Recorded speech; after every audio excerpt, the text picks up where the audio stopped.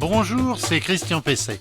Je vais vous parler aujourd'hui de neige et de verglas et des possibilités de les faire fondre. Une terrasse ou une allée verglacée sur des dalles ou une allée bétonnée ou en pavé autobloquant par exemple, ça constitue un réel danger de chute qui peut être très grave. Il faut d'abord préciser une chose. Oui, le sel fait fondre la neige et le verglas car il abaisse le point de congélation de l'eau. C'est ce qu'on appelle une réaction exothermique. La neige et le verglas se transforment alors en saumure dont le point de congélation est d'environ -7 degrés. En dessous, donc, ça marche beaucoup moins et puis parfois, ça marche pas du tout.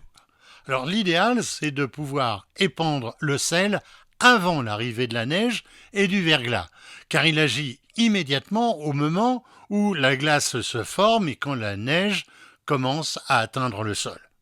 Alors l'idéal, c'est de mélanger du sable tout venant au sel pour permettre un bon accrochage des pas, donc quand on marche dessus.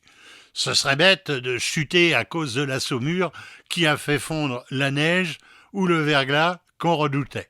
Il faut être malgré tout réaliste, inutile d'espérer pouvoir faire fondre 10 cm de neige ou 1 cm de verglas. La pelle à neige doit alors être utilisée et il faut prendre son mal en patience pour que le verglas disparaisse. L'avantage du sel, c'est qu'il agit rapidement, qu'il ne coûte pas cher et qu'il se stocke facilement. Le gros sel ou le sel fin de cuisine sont utilisables, mais je les déconseillerais, non seulement pour des raisons de coût, mais aussi de composition. Il ne faut pas cacher que le salage des extérieurs a de nombreux désavantages, notamment pour ses effets négatifs sur l'environnement.